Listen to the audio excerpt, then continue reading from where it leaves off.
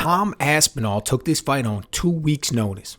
And for the entire 2 weeks, we heard about how his speed was insane for the heavyweight division. Time and time again, we heard guys that big don't move that fast.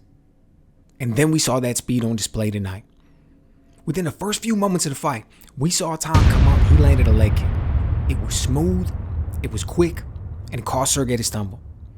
Then we got Aspinall, he's out there, he's bouncing around on the balls of his feet. And you could tell right away that he was so much quicker, that he was so much more agile than Sergei Pavlovich. He stays on the outside, he's bouncing around, he's trying to find an angle. And Pavlovich steps in behind a right-hand, left-hook combination, and he catches Aspinall, man. And you could tell that he was hurt. I mean, that is some power. But ultimately, he eats the shot. He's able to recover, he's able to move around a little bit. He gets back on his bike. He's moving around. He's on the outside. He's trying to find an angle. He's trying to use what works.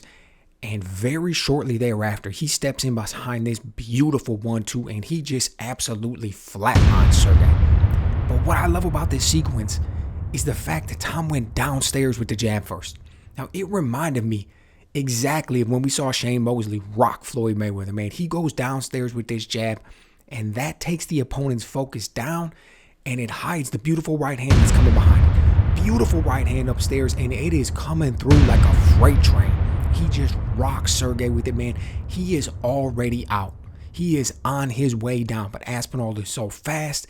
He's just so quick, man. He's able to follow that up with 2 more shots upstairs. Then he follows Sergei down to the mat. He's able to get in some hammer fists before the ref stops it. And look, this wasn't a late stoppage. That's not what I'm suggesting here at all. This all developed so quickly. Aspinall so aware. He's so quick on his feet, man. He's so deadly in there. He was just able to capitalize on every moment that was available to him. I mean, at the end of the day, he was able to land these few low kicks coming in, and between those low kicks and then that jab to the body, they all came together to just set this right hand up, man. And even though we talk about Aspinall's speed, we got to talk about that power. And even though we talk about Aspinall's speed and his power, we got to talk about that technique.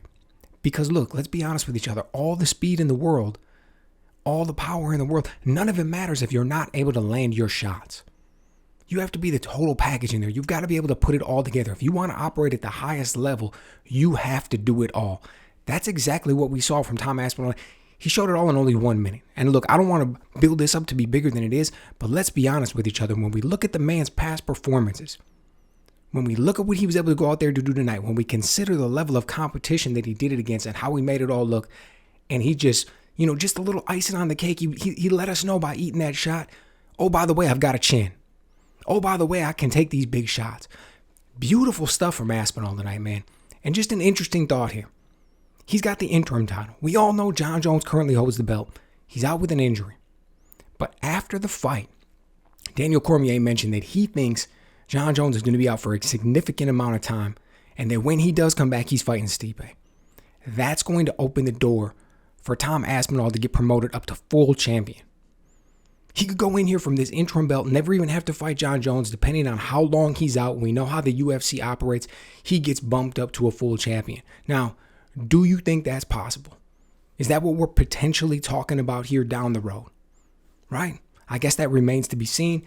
Either way, beautiful, beautiful stuff from Tom Aspinall tonight, man. He comes out there and pulls the exact thing that he said he would. He's following in Bisping's footsteps. He's coming out there on short notice. He's getting the knockout. And he wasn't quite the underdog that Bisping was, but man, either way, the way in which he did it left all of our jaws on the floor. So let me know what you guys think. Were you as impressed with this one as I am? And what do you think is going to end up happening down the road between him, Jon Jones, the belt? How's it all going to play out? Let me know what you guys think.